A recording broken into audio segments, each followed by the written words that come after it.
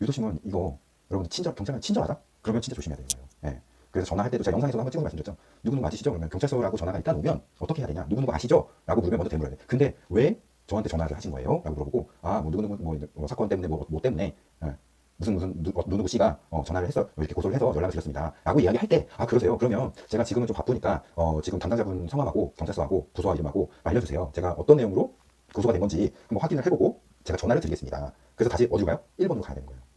1번에 가서 정보공개 청구를 하고 확인을 한 다음에 그 다음에 내가 전화를 해야죠. 이걸로 고소를 했구나. 그럼 준비를 할 시간이 있잖아요. 근데 대부분의 사람들이 이걸 못한다는 거죠. 그래서 답답한 거예요, 제가. 그게 그게 뭐 문제야? 네, 문제예요. 네, 문제란 말이에요, 그게. 첫 번째는 정보공개 청구. 두 번째는 이게 경찰서 받을 때요. 쓸데없는 말을 하지 마라. 세 번째, 그 다음에 친절한 경찰관을 경찰의 차이점에 대해서 경찰관을 조심해라. 네 번째, 그 다음에 거짓 말을 하지 마라. 다섯 번째, 그다음 사실은 팩트는 디테일 할 수밖에 없다. 말씀드리고 싶은 내용은 5가지인데 일단은 여러분들이 경찰 조사 받으러 경찰한테 전화가 오잖아요. 출석하라고. 이건 피의자 기준이에요. 피고소인 기준. 뭐 피혐의자 이런 내용들인데 다 같은 말이에요. 피혐의자 이거 다 같은 말입니다. 정보공개 청구를 의외로 잘 모르시는 분들이 계세요. 정보공개 청구가 뭐냐면 여기 이제 정보포탈이라는 사이트에 이게 민원실에 가셔서 직접 청구를 하셔도 되는데 대부분 요새는 이제 시간이 다 돈이잖아요. 그래서 민원실에 가지 마시고 인터넷으로 하는데 인터넷 정보포탈 이라는 사이트에 들어가셔서 청구를 하게 되면 최장 보통 한 10일 정도 법상으로는 10일 걸리고 그 다음에 청구 자료가 승인이 나면 이제 뭐 수수료 통상소 가도 수수료 이제 여러분들 인감증명서 주민등록증 이런 거 띄잖아요. 수수료를 지불하고 나면 출력이 가능하게 되어 있다.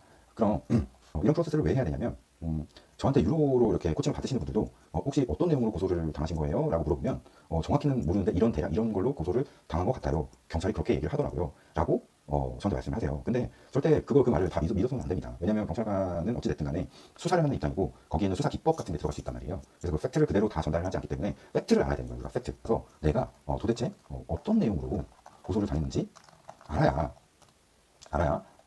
준비를 할 거 아닙니까?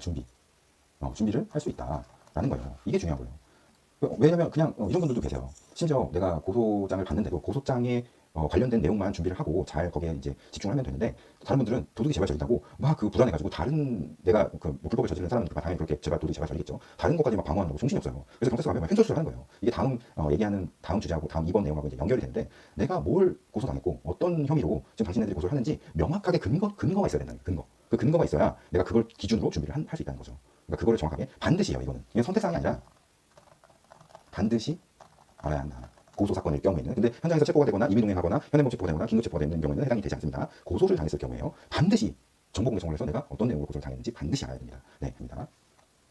자, 그래서 두 번째는 이제 두 번째로 넘어가면 제가 이제 정보공개 청구는 정보공개 청구는 그러니까 이게 고소장을 열람해야 된다는 거예요. 제 얘기는. 그래야지 고소장을 열람하면 어떤 정보를 여러분들이 알 수 있냐면 이 고소인이 첫째 그냥 고소인이 스스로 고소를 했는지 아니면 변호인 등 법률 조력을 받는 사람이 있는지 일단 이걸 확인할 수 있거든요. 그러면 내가 뭐 변호사를 선임하든 아니면 다른 전문가를 찾아가든 그 어느 정도 준비를 해야 되는지를 내가 파악할 수 있단 말이에요. 그냥 단순히 끄적끄적 손으로 적어가지고 저는 누구한테 피해를 당했습니다. 아니면 고소장 내용만 봐도 이게 보통 변호사 사무실에서 로펌에서 작성했는데 막 그 종이 자체가 막 밑에 이름 써져 있고 맨 앞장에 이름 써져 있고 이렇단 말이에요. 변호인 대리인으로 해가지고. 근데 그런지 아닌지 딱 보는 순간 알게 된단 말이에요. 얘가 작정을 하고 고소를 했구나. 아니면 그거만으로도 그 다음에 합의 의사가 있는지 여부도 확인할 수가 있어요. 합의 의사가 있는지 여부도 확인이 가능합니다. 그러니까 정보가 거기에 안에 들어있다는 거예요. 그 정보를 근데 모르고 내가 그냥 생짜로 가서 조사를 받는다? 이건 진짜 무모한 거죠. 너무 무모한 거예요. 그러면 이렇게 아무것도 모르고 대충 원래 알고 있었던 지인이라고 한다면 대충 어떤 내용으로 고소를 했는지 아닌지 대충 감이 오기 때문에 이렇게 준비하면 되겠다라고 할 수 있지만 근데 생뚱맞은 게 나올 수 있단 말이에요. 네, 그러면 가서 멘붕이 오는 거죠. 절대 그래서는 안 된다는 거 이해하셔야 되고요. 네, 박수님 두 번째는 이렇게 해서 경찰에 출석을 했어요. 출석을 하면 경찰관이 이제 여기서 피의자 신문 조서라는 걸 받게 되거든요.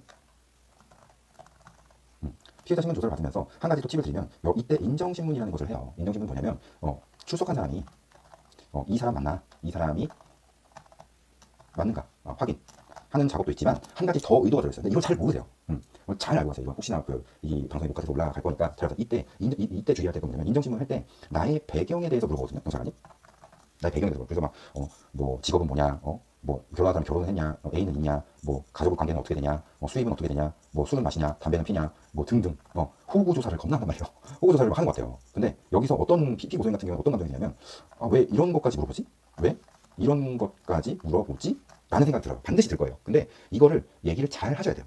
왜냐하면 내가 범죄를 저지를 만한 배경과 상황에 있는 사람이 아니다라는 것을 간접적으로 전달할 수 있는 기회이기 때문에 반드시 대답을 잘 해야 한다. 무슨 뜻인지 이해되시나요?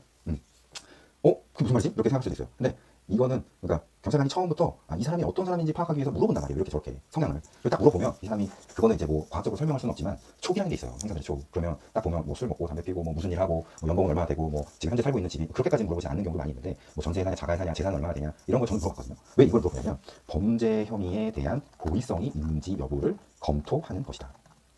근데 물론 내가 조금 그 상황이 열악하고 뭐 전과도 있고 그런 사람이에요. 그러면 뭐 축소해서 이야기하는 게 좋겠죠. 거짓말을 하는 것은 안 되고요. 축소해서 이야기하고 간단하게 그러면 뭐 이렇습니다 저렇습니다 얘기를 하는데 내가 억울한 상황에 놓여있다. 그러면 나는 그런 일을 할 만한 사람이 아니에요. 나는 정상적으로 가정생활하고 정상적으로 직장생활하고 여태까지 뭐 몇십 년 평생 살면서 단 한 번도 범죄에 죄 지은 적 없고요. 전 누구한테 피해 준 적도 없고요. 저는 열심히 살았고요. 뭐 나라에서 상 받은 거냐 물어보면 저는 뭐 모범 시민상도 받았고요. 이런 것들이 나중에 다 양형이나 어떤 수사관의 판단 기준에 있어서 영향을 미친다는 거예요. 네. 이걸 잘 모를 거예요 아마. 네.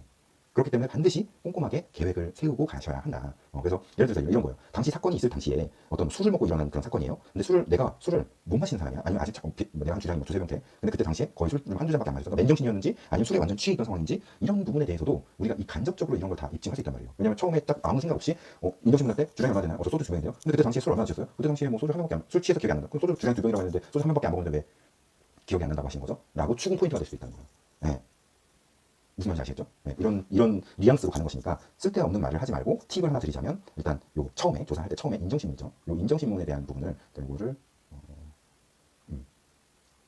이걸 색칠을 좀 칠해야 되겠어요. 네, 인정신문 중요하다 라는 겁니다. 그래서 요거를 절대 간과해서는 안 되고요. 네, 이게 벌써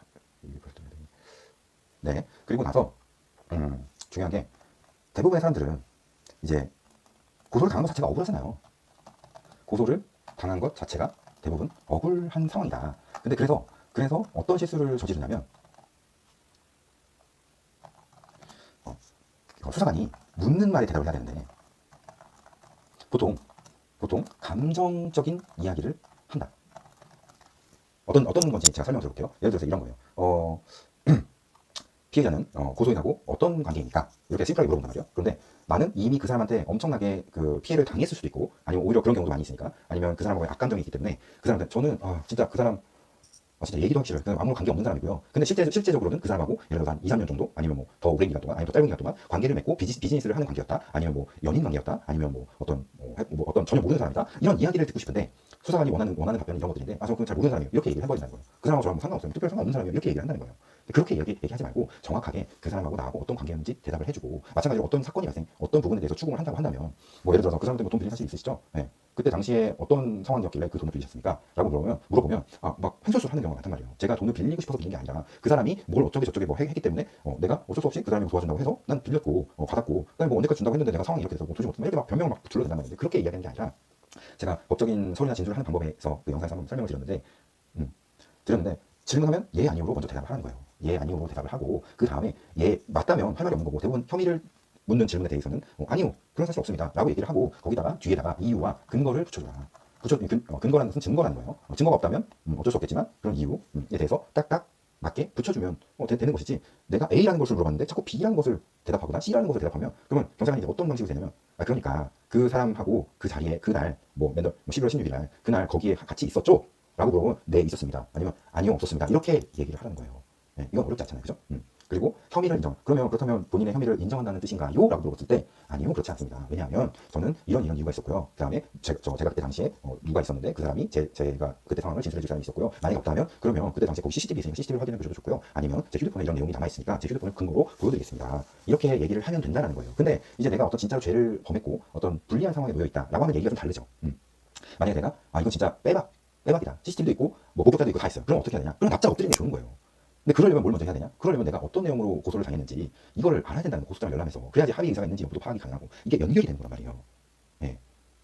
그래서 이걸 먼저 알고 그다음에 내가 부인하는 스탠스로 간다라고 한다면 딱 심플하게 대답해주고 팩트에 근거해서 팩트로 딱 줘줘야지 그냥 내 의견을 얘기하고 내 감정적인 이야기를 한다면 그건 사건 하는 데 있어서 아무런 도움이 안 돼요. 근데 당연히 우리는 인간이기 때문에 감정을 가지고 있기 때문에 어떤 그 수사관이 질문할 때 수사관이 질문하는 것은 피해자 진술조서 또는 고소인 진술조서를 근거로 해서 그 혐의가 있는지 여부를 밝혀내기 위해서 조사를 하는 거거든요. 질문을 던지는 거란 말이에요. 그러니까 수사관의 생각이기도 하지만 기초적으로 그 수사관의 생각이 어디에서 비롯됐냐. 수사관은 고소인이 제출한 고소장과 증거물과 진술조서 내용을 근거로 해서 질문하는 거기 때문에 거기에 대해서 맞는지 아닌지 대답을 해주고 거기에 대해서 틀리다면 어떤 내용 때문에 틀리다는 것을 딱딱딱 찍어줘야 된다는 거예요. 그래야지만 이게 다음 3번하고 연결되는 요 이제 유도신문 같은 그런 거에 연결되지 않을 수 있다. 말려들지 않을 수 있다라는 것을 좀 설명드리고 싶습니다. 자, 여기 잠깐 여기까지 포즈를 좀 하고요. 최근에 경찰이 종로나 광화문 등에서 벌어진 집회 시위를 강경 진압이 무력 진압을 했다라면서 특정 정당에서 폭력 경찰이라고 욕을 하며 국감까지 열어 경찰청장까지 불러내 화를 내며 경찰 특활비나 시한 예산까지 반토막 낼 거라고 하였습니다. 이에 대해서 어떻게 생각하시는지 의견 주고 싶습니다. 아니 근데 종로에서 뭐 집회하고 뭐 광화문에서 집회하는 게 하루 이틀입니까? 하루 이틀이 아니에요. 제가 저 잠깐 그 영등포에 있을 때 잠깐 그 성수동에 경찰관 있는데 저도 1년 정도 근무를 했었거든요. 그래서 항상 근무하면서 광화문 그 순번이 있어요. 광화문, 여의도, 광화문이 1, 2로 나눠져 있고요. 그래서 광화문 2번, 여의도 1번, 또 아니면 그 주변에 어디 지방에서 하는 그 집회 1번, 뭐 이렇게 해가지고 계속 로테이션으로 돌아가면서 경찰관 기동대들이 가서 집회 시위 관리를 하거든요. 제가 있을 때는 저는 제주도도 갔다 왔어요. 그 지금 제주 별표장님 제주에 계신데 그 뭐죠? 그 해군 그 무슨 마을이죠? 갑자기 생각 안 나네. 그 해군 기지 있는 그 마을 있잖아요. 거기도 갔다 오고 막 그랬거든요. 근데 그 집회 시위를 막고 그리고 우리는 제가 말씀드리면 여러분들이 뉴스나 어디 보도되는 그런 영상을 보시면 경찰관이 막 말을 이렇게 막 세게 하고 막 좀 비아냥거리고 그런 것처럼 보이잖아요. 강정말, 네, 감사합니다. 강정말인데 그 우리가 실제로 그 집회 현장에서 가서 보면 여러분들은 이제 미디어로만 잠깐 유튜브나 짤로만 이렇게 보잖아요. 뉴스 기사로. 근데 집회 현장의 집회 시위 기간이 얼마나 됩니까? 최소 2시간, 3시간, 4시간이에요. 쭉 간단 말이에요. 그래서 충돌되는 부분이 잠깐 있어요. 근데 계속 그때 당시에 어떻게 하냐면 집회 시위자들 어떻게 하냐면 계속 경찰관한테 시비를 겁니다. 그래서 이슈를 만들려고 계속 메이킹을 해요. 네, 물론 아닌 경우도 있습니다. 근데 있지만 제가 객관적으로 봤을 때 물론 경찰관이 잘못했을 수도 있습니다. 경찰관이 아무리 집회 시위자들이 이렇게 얘기를 했어도 대응을 하지 않고 아니면 그 선을 넘어가면 바로 체포를 해서 법 집행을 하면 되는 것이지 말싸움을 할 필요는 없는 거예요. 그건 경찰관이 잘못한 부분이 있어요. 하지만 대부분의 그런 이 집회 현장에 가보면 그 집회 시위자들이 굉장히 감정이 격해 있기 때문에 그 말이 먼저 세게 나갑니다. 네. 그 가는 말이 고와야 오는 말이 굽지 않겠습니까? 아무리 경찰이라고 해도 경찰도 사람이잖아요. 10번 계속 얘기해서 앞에 와서 깐죽거리고 계속 그러면 좋은 말이 나갈 수가 없는 거예요. 물론 국민을 보호해 그 집회자들도 국민이기 때문에 그들을 보호해야 되는 역할을 경찰관의 임무를 갖고 있지만 하지만 경찰도 사람이라고요. 경찰관 감정 노동자라는데 만약에 그 사람이 집회 거기 서 있는 사람 옛날 같으면 의경이 있고 그리고 만약에 그 집회를 하는 사람들의 가족이 거기서 집회를 맡고 있다면 그 사람들 그렇게 얘기할 수 있습니까? 네?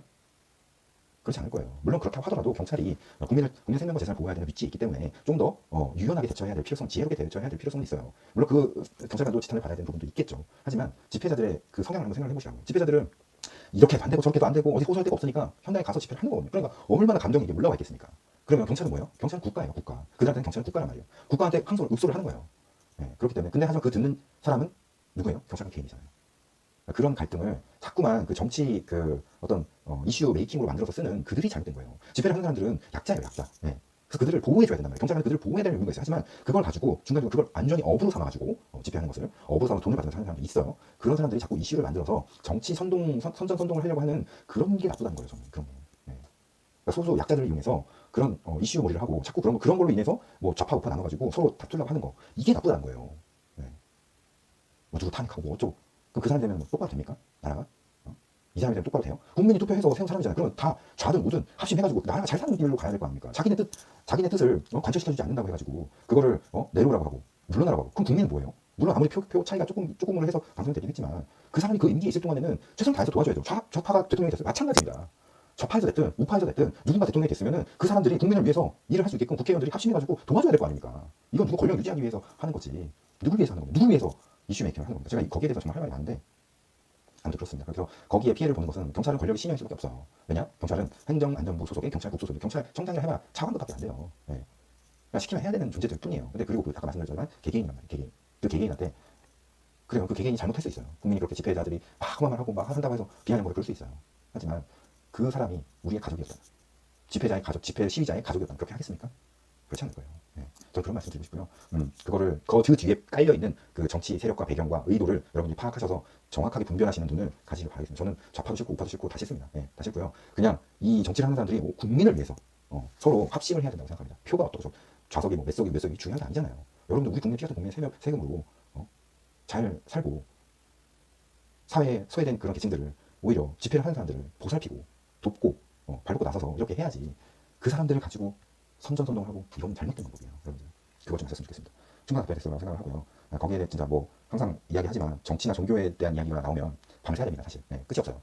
그래서 거기까지만 얘기를 하고요. 오늘 주제로 다시 넘어오겠습니다. 근데 뭐 아주 좋은 질문 해주셔가지고 너무 마크님 감사드리고요. 다른 질문도 상관없습니다. 질문 언제든지 하셔도 좋으니까 거기에 대한 답변을 드리는 것은 그냥 온전히 제가 생각하고 있는 저의 주관적인 내용이고 제가 보는 어떤 뭐 해결책을 제시하는 것이 어떤 저의 그냥 인사이트에 의해서 제시를 해드리는 거지 제가 100% 정답은 아닙니다. 네, 정답은 아니기 때문에 그 점을 여러분들이 참고하셔서 들으시면 돼요. 제가 정답은 아니니까. 왜냐면 항상 예외라는 것이 또 있잖아요. 저는 확률에 의해서 얘기하고 그다음에 통계 제가 얻은 암묵 지식, 경험 지식에 의거해서 확률적으로 여러분들한테 정답에 가깝다고 생각하는 것을 이야기해 주는 거기 때문에 여러분들은 그 안에서 판단하시고 참고를 하셔서 도움을 받으시면 됩니다. 아무튼 그렇고요. 조금 멀리 갔다 왔습니다. 다시 경찰 조사 이렇게 해서는 안 됩니다. 라는 내용으로 돌아와서 자, 세 번째 말씀드리고 제가 아까 예 아니오로 이유와 근거 증거를 붙여서 딱 이야기하라고 했잖아요. 그렇게 하지 않으면 어떻게 하냐면 경찰은 이제 유도신문이라는 것을 하거든요. 근데 여러분들은 경찰관이 유도신문을 하는지 안 하는지 절대 알 수 없어요.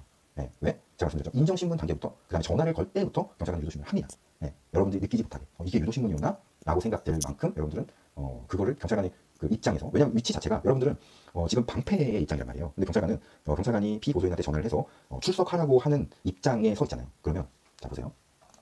경찰이 피고소인에게 출석해라 라고 할 정도의 포지션이 되면 이미 어느 정도 주관적 혐의를 가지고 있는 것이다 라고 말할 수 있어요. 자, 경찰 조사가 대부분 피해자 조사, 고소인 조사가 먼저 이루어져요. 왜냐? 그냥 선량한 시민을 그냥 갖다가 데려다가 조사를 하죠. 범죄자 취급을 하면서 물론 뭐 무죄 추정이 원칙이긴 하지만 경찰서 가는 것 자체가 엄청난 고통이고 제재잖아요. 일반 사람들한테. 그렇기 때문에 형사들은 고소인들한테 피해자들한테 피해 조사를 먼저 받습니다. 그리고 고소장 내용을 보죠. 그리고 어느 정도 주관적으로 여기서 주관적이라는 것은 내용은 아니에요. 주관적인 여기에는 객관성이 포함되어 있는 주관, 그러니까 법적인 그런 개념이 조금 어렵긴 한데 그런 것까지 여러분들이 알 필요는 없고 그러니까 어느 정도 저는 피해를 봤습니다. 자, 그 피해에 대한 증거가 이겁니다. 라는 정도는 있어야 된다는 거예요. 이해되시나요, 여러분들? 네. 그러니까 예를 들어서 내가 뭐 사기 피해를 당했습니다. 그래서 제가 이 사람한테 이만큼의 돈을 주고 지금 돌려받지 못하고 금전 소비대차 사기 같은 경우에 근데 이 사람 지금 연락도 안 되고 연락 두절되고 애초부터 이 사람은 돈을 갚을 능력과 의사가 없었습니다. 라고 고소를 하면서 통장 거론해 보여주고 이 정도가 돼야 된다. 그래야 부를 수가 있다는 거죠. 그러니까 어느 정도 혐의가 있어야 된다는 거죠. 주관적으로 봤을 때. 네. 그래서 이미 뭐 어떤 그 재산범죄 같은 경우에는 이미 압수수색 영장을 받아서 통장 거래 내역을 다 까고 시작하는 경우도 있고요. 그러니까 어느 정도 혐의를 가지고 우리 피고소인들을 부른다는 것이에요. 그렇기 때문에 얘기를 잘 해야 되겠죠.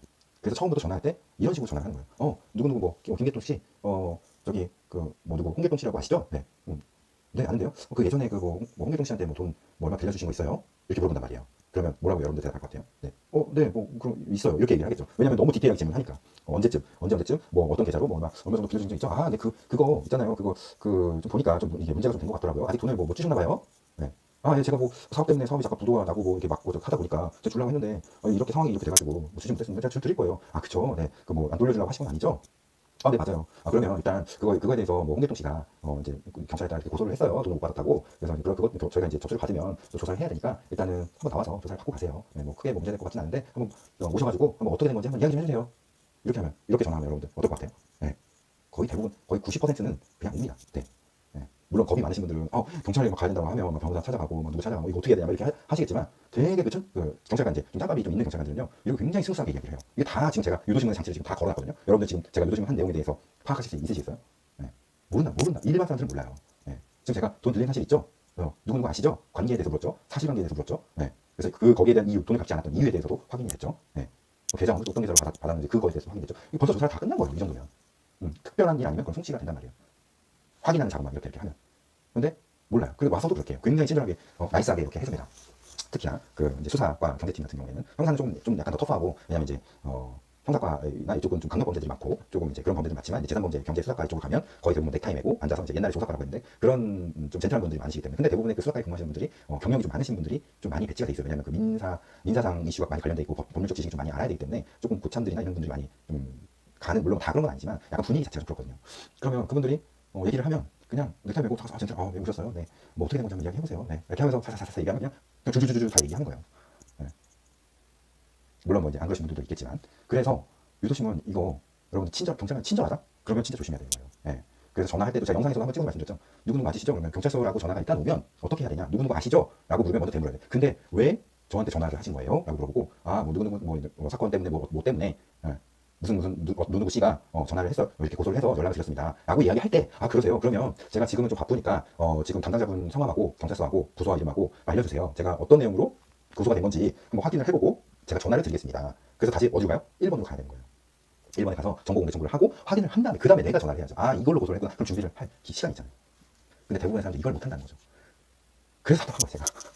그게 뭐 문제야? 네, 문제예요. 네, 문제란 말이에요, 그게. 그래서 친절한 경찰관, 친절한 경찰관은 유도심을 굉장히 지니어스하게 잘한다. 지금 여러분들 제가 이렇게 질문하는 거에 저는 솔직히 자신 있어요. 제가 이렇게 누구를 전화해서 어떤 사건이 있어서 전화해서 유도심을 하는 거 저는 자신 있거든요. 그럼 제가 자신 있으면 저보다 더 오래 하신 분들, 그리고 저랑 좀 비슷한 짬밥에 있으신 분들은 어쩔 수 있어요.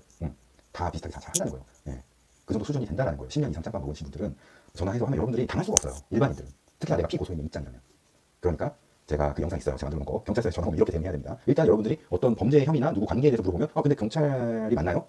물론 보이스피싱도 조심해야 되겠지만 경찰이 맞는지 확인하고 어떤 경찰서, 어떤 부서, 그다음에 담당자 이름, 그다음에 어떤 사건으로 누가 나를 고소했는지 최소한 이 5가지는 내가 파악을 한 다음에 정보공개 청구해서 고소장을 받아보고 그런 다음에 내가 전화를 해서 그러면 제가 언제까지 가가지고 조사받도록 하겠습니다. 라고 하면서 뭐 10일이든 2주든 기간을 두고 그 다음에 여러분들이 준비를 하면 된다는 거죠. 뭐 어디서 상담을 받으셔도 좋고 아니면 그 팩트에 대해서 한번 체크를 해보는 것도 좋고 준비를 하면 여러분들이 최소한 피해를 최소화할 수 있겠다. 내가 만약에 이게 빼박 사건이다. 그럼 그 기간 안에 빨리 처리해서 뭐 친고죄나 바이저벌 같은 경우에는 합의를 해버리면 공소권 없는 사건이 되버리기 때문에 사건이 그냥 끝나버리고 근데 그렇지 않다라고 하더라도 여러분들이 빨리 발빠르게 대응을 하면 그러면 피해를 최소화할 수 있다.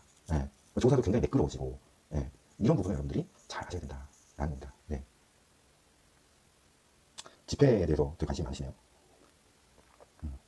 어쨌든 3번까지 이야기했습니다. 그래서 여러분들 친절한 경찰관, 유도신문 이런 거 주의하셔야 된다는 거 아시겠죠? 제가 예를 들어서 잘 설명을 드렸죠. 그리고 이제 사람이 조사를 받다 보면 당황하게 되면요. 거짓말을 하게 돼요. 그러니까 의도치 않은 거짓말을 하게 된단 말이에요. 그러니까 이게 준비가 되지 않으면 그렇게 되는 거거든요. 거짓말을 하면 경찰관이 어떻게 하냐면 추궁을 하게 됩니다. 추궁. 앞뒤가 안 맞게 되는 거예요. 앞뒤가 안 맞고 횡설수설 하게 되는 거다. 그러면 이러면 심리적으로 완전히 압박이 돼가지고 그러면 여기서 내가 경찰관이 모순을 찾아내서 내가 한 진술에 대한 모순을 찾아내서 압박, 추궁을 하게 되면 나도 모르게 범죄를 시인하는 경우가 생길 수 있다. 그러니까 죄를 안 지었으면 다행인데 거의 약간 애매한 부분이나 조금 억울한 사람은 그렇지 않은데 그러니까 앞뒤가 안 맞아. 아까 전에는 나왔다고 하고 지금은 들어갔다고 하시고 들어간 거예요? 나온 거예요? 같이 있었던 거예요? 아닌 거예요? 만진 거예요? 아닌 거예요? 이렇게 물어본단 말이에요. 그럼 제가 항상 얘기하지만 내가 만졌어요. 예를 들어서 어떤 사람을 만져서 이게 추행죄로 고소가 됐는데 내가 만진 사실은 있어요. 근데 이걸 가지고 이걸 해석을 어떻게 하는 거냐에 따라서 뭐 추행의 고의가 있는지 없는지에 따라서 제가 되고 안 되고 이렇게 되는 경우가 많단 말이에요. 특히 성범죄 같은 경우에는. 그렇잖아요. 여기서 이제 여러분들 아셔야 될 게 객관적 고의와 주관적 고의의 차이점을 알아야 됩니다. 내가 만진다는 그냥 의사는 있어. 이렇게 손을 댄다는 의사는 있었지만 이 의사가 추행을 하겠다는 그런 의도가 아니었다는 거죠. 근데 이 내가 만진 사실만으로 그러니까 만졌잖아요. 그러니까 손 댔잖아요. 손 댔잖아요. 그렇게 얘기를 하면 그냥 인정을 하고 그러네요. 제가 잘못된 그손 댄 게 잘못된 거라니까요. 라고 막 경찰관이 추궁을 하고 그러면 내가 범죄를 시인하는 꼴이 그러니까 말린다는 표현을 하고 싶어요. 그러니까 말려버린 거예요. 내가. 거짓말을 하게 되면. 그러니까 전후 관계를 이런 거 설명을 해야 되고 그래서 대답이 심플해져야 되고 횡설수설 하면 안 된다는 거예요. 나의 의견을 얘기하면 안 된다는 거예요. 그 사람이 먼저 이렇게 제공했기 때문에 내가 이렇게 했다라고 얘기하면 안 된다는 거예요. 근데 대부분 사건이 어때요?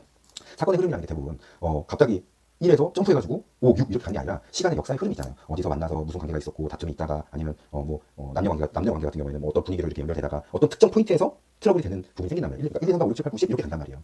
그런데 우리는 그래서 대부분 어떻게 설명을 해주려고 하냐면 1부터 얘기하는 거예요. 1. 그러니까 제가 그 사람을 어떻게 해서 만났냐면 처음부터. 그러니까 그런 거는 궁금하지가 않아요. 왜?